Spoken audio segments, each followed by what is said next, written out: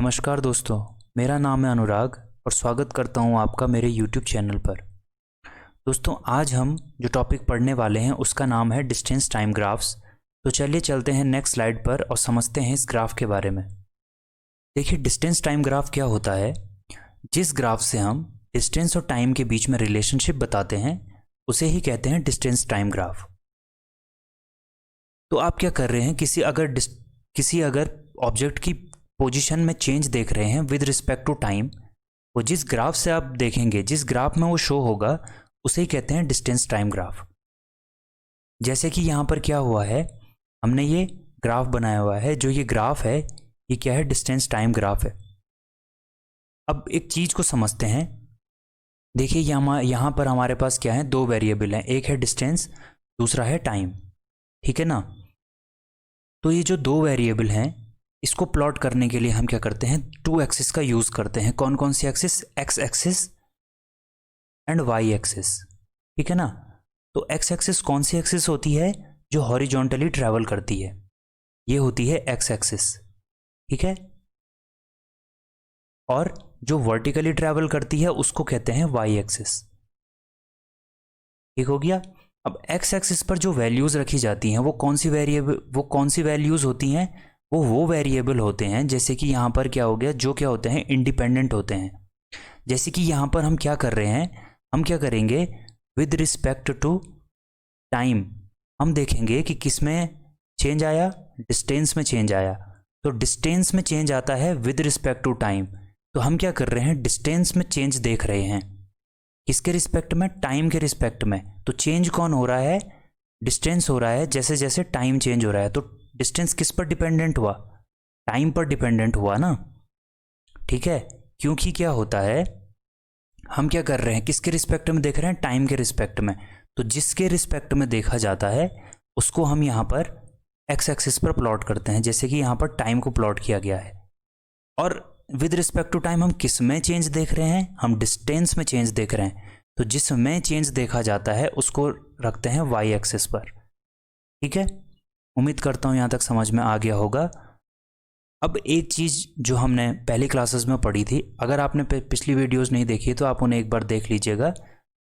वहां पर मैंने यूनिफॉर्म स्पीड के बारे में आपको बताया था कि जो यूनिफॉर्म स्पीड होती है उसमें क्या होता है, इक्वल डिस्टेंस ट्रेवल होती है। कब, इक्वल टाइम इंटरवल में।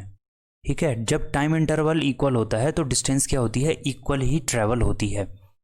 सारी टाइम इंटरवल में क्या होता है, जितने भी टाइम इंटरवल आप बनाएंगे इक्वल अगर वो होंगे तो जो डिस्टेंसेस होगी वो भी इक्वल आती हैं।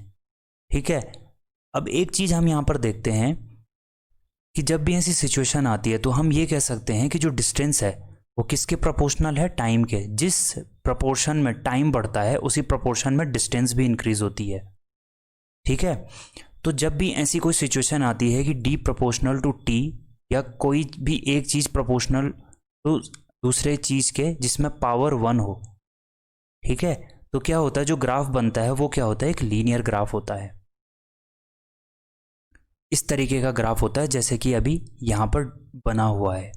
तो इसलिए यूनिफॉर्म स्पीड के केस में जो ग्राफ बनता है वो इस तरीके से प्लॉट होता है। तो हम क्या करते हैं, हम क्या करेंगे, डिफरेंट टाइम की वैल्यूज लेंगे, टाइम इंटरवल की डिफरेंट वैल्यूज लेंगे और उसके अकॉर्डिंग क्या रखते जाएंगे, हम जब डिस्टेंस को रखते जाएंगे। ठीक है। तो जो वैल्यूज पुट जो आती हैं वो इस तरीके से प्लॉट होती हैं। जैसे कि यहाँ पर अगर हम इसको ओ बी माने, ये लाइन ओ बी में जैसे प्लॉट हुआ है उस तरीके से एक ग्राफ बन के आता है। अच्छा, तो अगर हमने ये तो देख लिया कि डिस्टेंस टाइम ग्राफ में ऐसी चीजें होती हैं, लेकिन हम डिस्टेंस को कैसे कैलकुलेट करेंगे। मान लेते हैं हम 20 मिनट के टाइम इंटरवल पर देखना चाहते हैं कि हमने कितनी डिस्टेंस ट्रेवल करी। तो हम क्या करेंगे, सबसे पहले जो ये पॉइंट 20 है यहां से हम क्या करेंगे, जो ये एक्सिस है वाई एक्सिस, इसके पैरेलल एक लाइन ड्रॉ करेंगे जो क्या करती है, इस ओबी लाइन को जो हमने ग्राफ प्लॉट किया उसको पॉइंट कि जिस पॉइंट पर कट करेगी, फिर इस पॉइंट को हम क्या करेंगे, यहां से एक और लाइन ड्रॉ करेंगे जो ये एक्स एक्सिस के पैरेलल होगी और ये पैरेलल होगी वाई एक्सिस के। ठीक है। ये पैरेलल का साइन है, ये बता रहा है कि ये पैरेलल है इसके। तो ये एक्सिस वाई एक्सिस के पैरेलल लाइन खींची हमने पहले, फिर एक्स एक्सिस के पैरेलल लाइन खींची, ठीक है। तो ये जहाँ पर भी इस डिस्टेंस वाले ग्राफ को कट करेगा वही होगी आपकी डिस्टेंस, ठीक है। जैसे कि यहाँ पर क्या है 10 से थोड़ा ऊपर, तो हम मान लेते हैं 12 किलोमीटर, ठीक है। अभी नहीं समझ में आया तो नेक्स्ट एक और एग्जांपल देखते हैं, इससे और समझ में आ जाएगा। देखिए अगर 40 मिनट में करना है तो क्या करेंगे, सबसे पहले वाई एक्सिस के पैरेलल एक लाइन खींचेंगे, ठीक है, जो 40 से जा रही होगी, वो जहाँ पर भी ओ बी को कट करेगी, जो हमने ग्राफ प्लॉट किया वो जहाँ पर भी उसको कट करेगी। एक्स एक्सिस के पैरेलल एक लाइन खींचिए, जहाँ पर भी वो वाई एक्सिस में जहाँ पर भी कट करेगी वही हो जाएगी आपकी डिस्टेंस। कितनी हो जाएगी, हम 40 मिनट में कितना चले अभी 25 किलोमीटर। अच्छा तो 60 मिनट में कितना चले, क्या करेंगे, वाई एक्सिस के पैरेलल लाइन खींचेंगे, एक्स एक्सिस के पैरेलल लाइन खींचेंगे, जहाँ पर भी ये वाई एक्सिस को कट करती है या डिस्टेंस वाले लाइन को कट करती है वही क्या हो जाएगी, हमारी डिस्टेंस हो जाएगी। जैसे इस केस में कितना है, अराउंड 36 किलोमीटर, ठीक है। ये कोई एग्जैक्ट वैल्यूज़ नहीं है, मैं एक अप्रॉक्सीमेट मान के चल रहा हूँ इन दोनों के बीच की जो भी वैल्यू होगी। तो इस तरीके से हम डिस्टेंस को देखते हैं, ठीक है। अच्छा एक चीज़ और कि अगर हम किसी टाइम, हम ये क्या कर सकते हैं, हम किसी टाइम इंटरवल पर हम कोई टाइम इंटरवल निकाल सकते हैं, अगर हम उससे डिस्टेंस भी कैलकुलेट कर सकते हैं, ठीक है।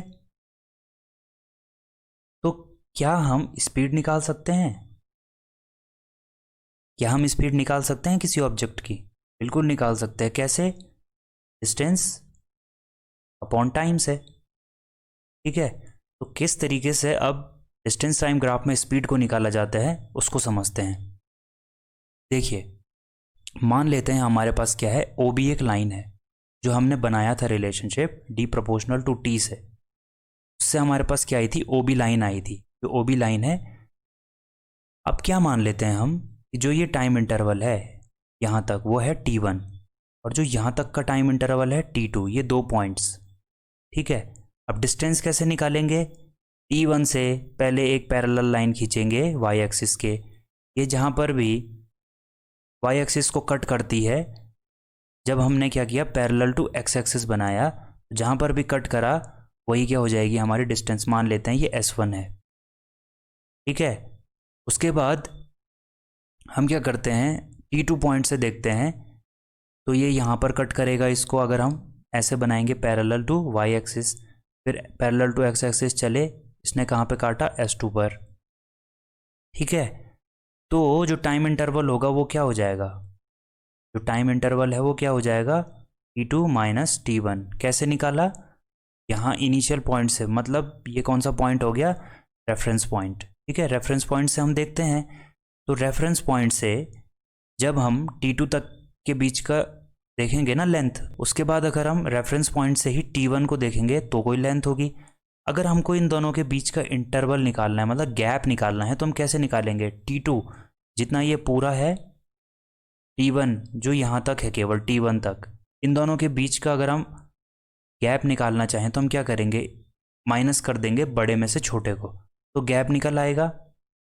अच्छा डिस्टेंस कैसे निकाल सकते हैं, देखिए S2 रेफरेंस पॉइंट से, देखिए रेफरेंस पॉइंट से S2 यहाँ तक है, ठीक है, और रेफरेंस पॉइंट से ही S1 यहाँ तक है। अगर ये गैप मुझे चाहिए तो हम कैसे निकाल सकते हैं, S2 माइनस S1 से, ठीक है।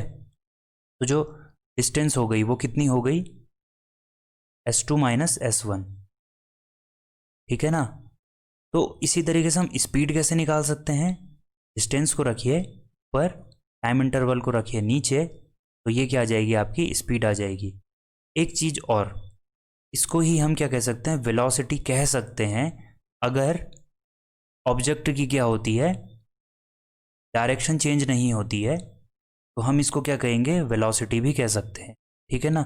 और जो ऊपर S2 माइनस S1 निकाला, इसको हम डिस्टेंस और डिस्प्लेसमेंट दोनों कह सकते हैं, अगर ऑब्जेक्ट अपनी क्या नहीं करता है, डायरेक्शन को चेंज नहीं करता है तो, ठीक है ना। तो जो ये ट्राइंगल है, जैसे हमारे पास ये ट्राइंगल जो ABC बन के आता है, थोड़ा सा मैंने और एलैबोरेट इसको यहाँ पर किया है, जो अभी मैंने ऊपर समझाया आपको। जैसे ये ट्राइंगल ABC है, कैसे बना, T2 माइनस T1 जो है ये AC के बराबर है, और जो BC है, ये जो BC है ये क्या हो जाएगा, मतलब ये वाली लाइन S2 माइनस S1। ठीक है, जब हम क्या करते हैं इन दोनों का रेशियो निकालते हैं तो वही क्या होती है, हमारी स्पीड होती है। और अगर डायरेक्शन चेंज नहीं होती है तो यही क्या होती है, हमारी वेलोसिटी भी होती है। वीडियो देखने के लिए थैंक यू। अगर आपने चैनल को सब्सक्राइब नहीं किया तो चैनल को सब्सक्राइब कर दीजिएगा और बेल आइकन को ज़रूर प्रेस कर दीजिएगा, ताकि अगर मैं कोई भी वीडियो अपलोड करता हूँ तो उसका नोटिफिकेशन आपको मिल जाए। तो दोस्तों मिलता हूँ आपको नेक्स्ट वीडियो में।